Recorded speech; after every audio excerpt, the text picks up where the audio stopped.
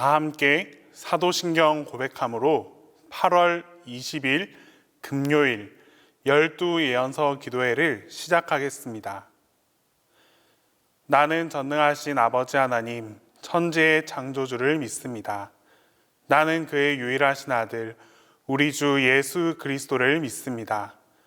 그는 성령으로 잉태되어 동정녀 마리아에게서 나시고 본디오 빌라도에게 고난을 받아 십자가에 못 박혀 죽으시고 장사된 지 사흘 만에 죽은 자 가운데서 다시 살아나셨으며 하늘에 오르시어 전능하신 아버지 하나님 우편에 앉아 계시다가 거기로부터 살아있는 자와 죽은 자를 심판하러 오십니다. 나는 성령을 믿으며 거룩한 공교회와 성도의 교제와 죄를 용서받는 것과 몸의 부활과 영생을 믿습니다.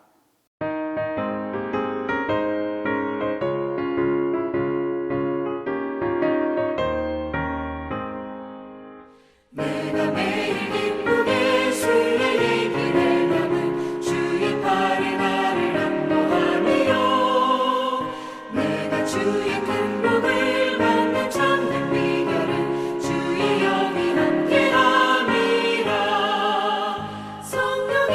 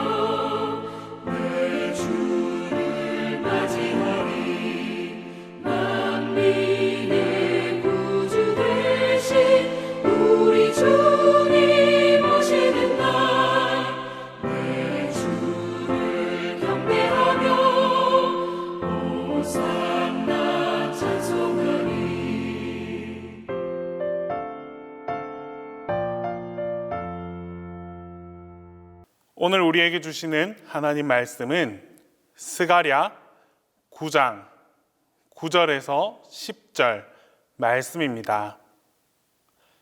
구약 성경 스가랴 9장 9절에서 10절 말씀입니다. 시온에 따라 크게 기뻐할지어다. 예루살렘에 따라 즐거이 부를지어다. 보라, 내 왕이 내게 임하시나니 그는 공의로우시며 구원을 베푸시며 겸손하여서 나귀를 타시나니 나귀의 작은 것 곧 나귀 새끼니라. 내가 에브라임의 병거와 예루살렘의 말을 끊겠고 전쟁하는 활도 끊으리니 그가 이방 사람에게 화평을 전할 것이요 그의 통치는 바다에서 바다까지 이르고 유브라데 강에서 땅끝까지 이르리라.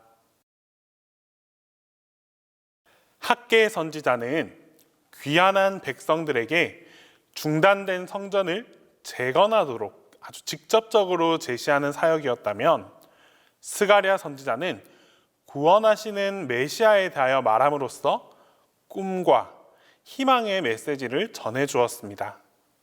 오늘 본문은 메시아가 나귀를 타신 모습을 보여줌으로써 어떻게 오시는지, 그리고 그 의미는 무엇을 가지고 있는지에 대해서 말씀하고 있습니다. 첫째, 메시아의 오심은 겸손을 보여줍니다. 9절 말씀에 시온에 따라 예루살렘에 따라 크게 기뻐할지어다 라고 선언한 뒤에 다시 이렇게 말씀합니다.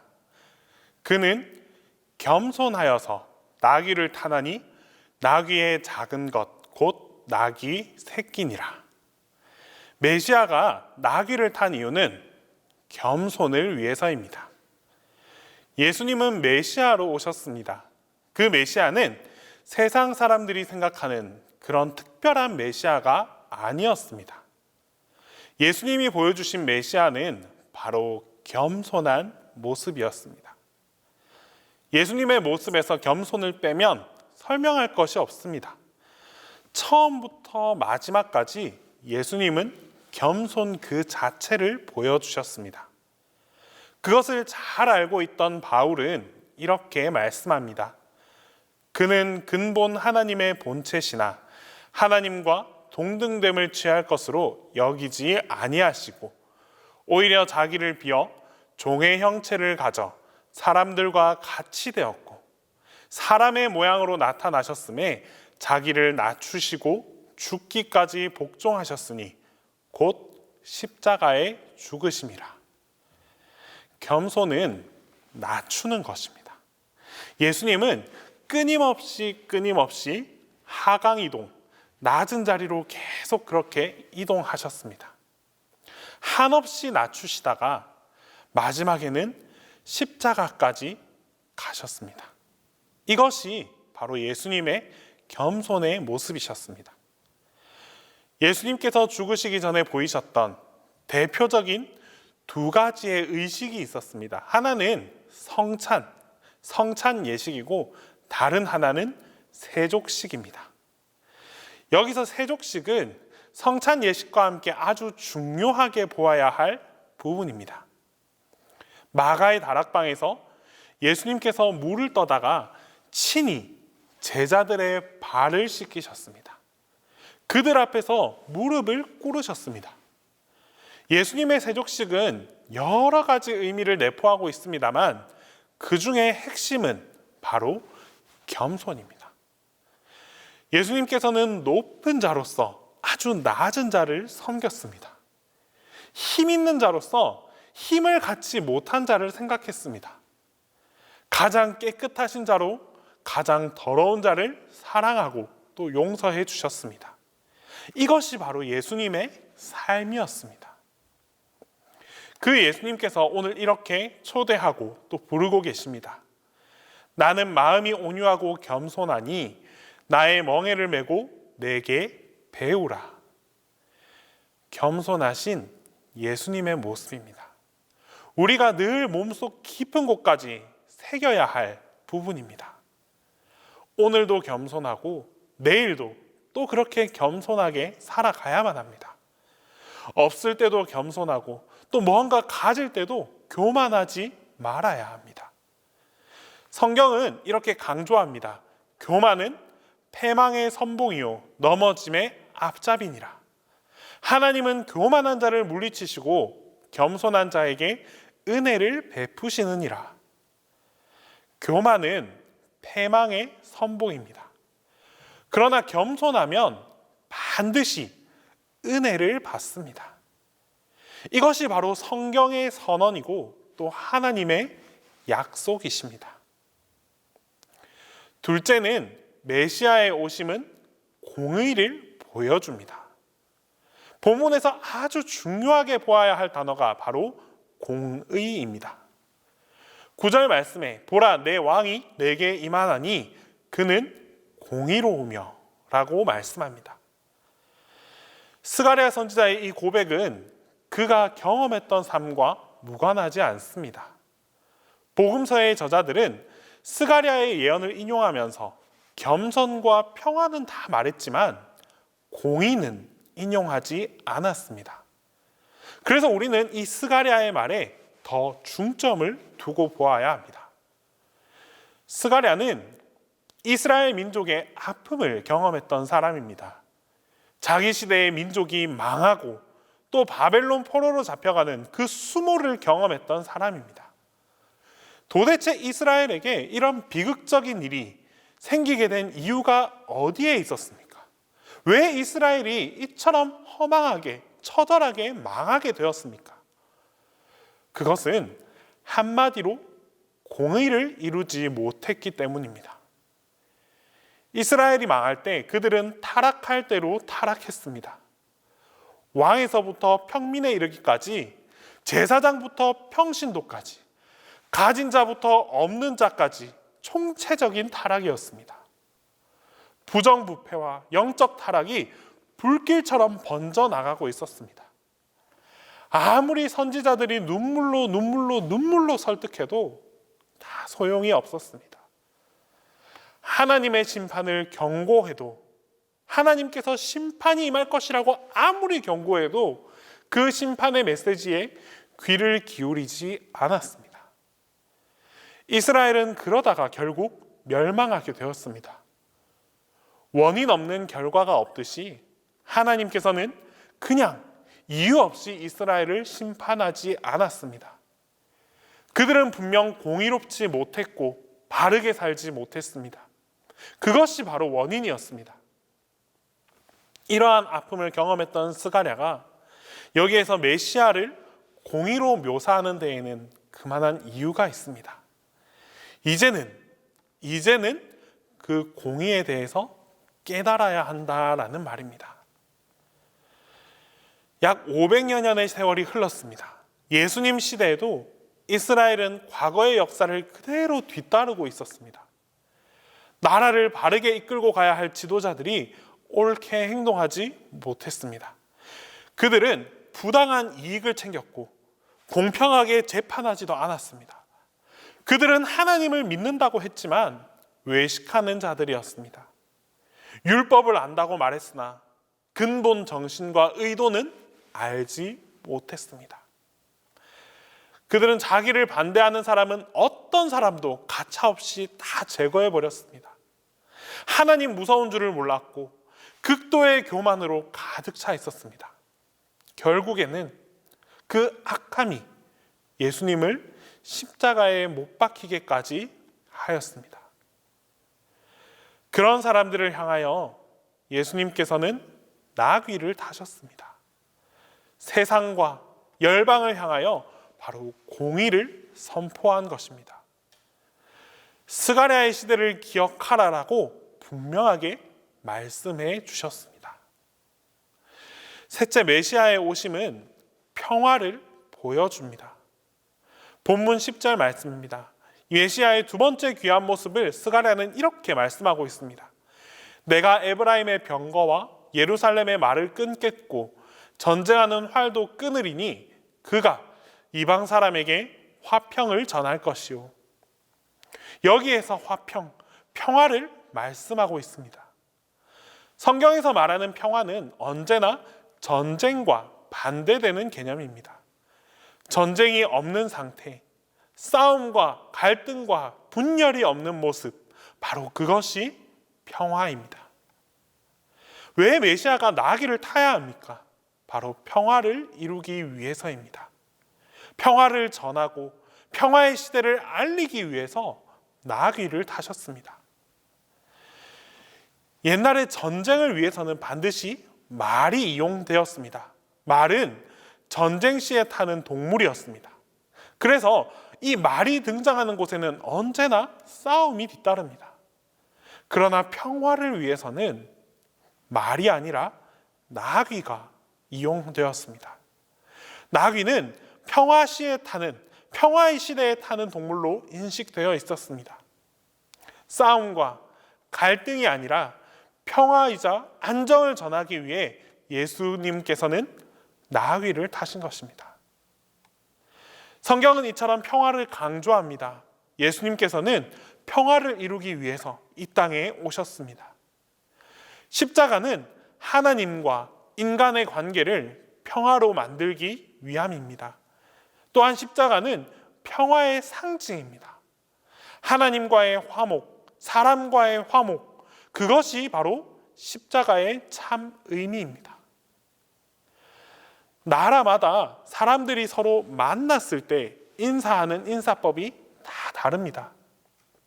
그 나라의 인사법은 그 나라만이 가지고 있는 그 과거의 삶과 문화를 대변하는 모습입니다.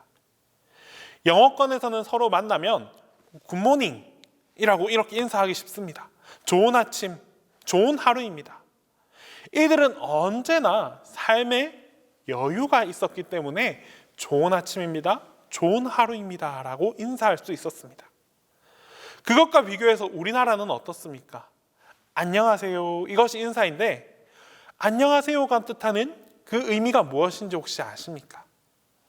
무탈하시지요, 또는 아무 일 없으시지요 라는 말입니다. 얼마나 많은 사건 사고가 있었으면 인사가 오늘도 무탈하시지요입니다. 그러니 우리의 과거가 어떠했는가를 한눈에 알 수 있지 않겠습니까? 또 요즘은 잘 사용하지 않습니다만 인사 중에 진지 잡수셨습니까? 밥은 먹었습니까? 식사하셨습니까? 라는 말도 아주 많이 사용됩니다. 얼마나 가난했으면, 얼마나 배고픔이 있었으면 이런 인사가 나왔겠습니까? 당장 오늘 먹을 것을 고민하던 민족이 바로 우리 민족이었습니다. 그런데 이제는 조금 이 끼니 걱정을 하지 않게 되자 이런 인사도 조금씩 사라지고 있는 것 같습니다. 이처럼 서양과 우리나라가 인사가 있듯이 유대인들도 그들 나름대로의 인사법이 있었습니다. 그들은 언제나 만나면 서로를 향해서 샬롬 하고 인사했습니다. 샬롬은 평화라는 뜻입니다. 평화를 사랑하고 하나님의 뜻이 평화인 것을 알았기에 그들은 항상 매 삶의 순간순간 속에서 평화를 기원했습니다.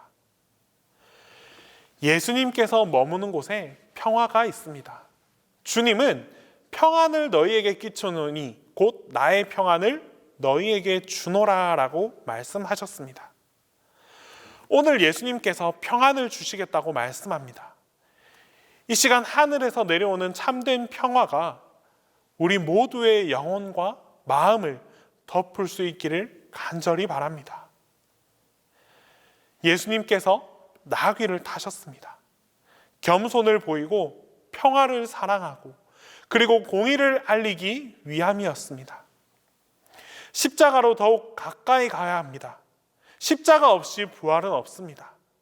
피땀 흘린 그 동산까지, 심판하실 그 자리까지 이제 우리가 주님과 함께 가야 합니다. 나를 향한 주님의 뜻이 무엇인지를 깊이 깨닫고 그 뜻대로 살고자 하는 여러분 모두에게 하나님의 평화가, 하나님의 공의가 함께하게 될 것입니다. 기도하겠습니다. 우리 이 시간 먼저 기도 드릴 때에는 소망의 주님이 다시 오실 것을 기대하면서 기도하겠습니다. 두 번째로 코로나로부터 보호하여 주시고 건강을 지켜나갈 수 있게 해달라고 기도드립니다. 끝으로 교회 학교 선생님들에게 새 힘을 부어주셔서 다음 세대를 교육하고 양육하는 이 일에 열심을 다할 수 있게 해달라고 교회 학교 선생님들을 위하여 함께 기도하며 나아가겠습니다. 기도드립니다. 사랑의 하나님 아버지, 이 땅 가운데 주님께서 다시 오실 것을 기대하며 살아가게 하여 주시옵소서. 여러 가지 환난과 고통 속에서도 주님을 향한 소망이 있기에 주저앉거나 포기하지 않게 하옵소서. 또한 주님께서 다시 오실 그날에 심판이 아닌 구원에 이를 수 있게 하시고 영원한 소망이신 주님과 함께 살아갈 수 있는 우리 모두가 되게 하여 주시옵소서.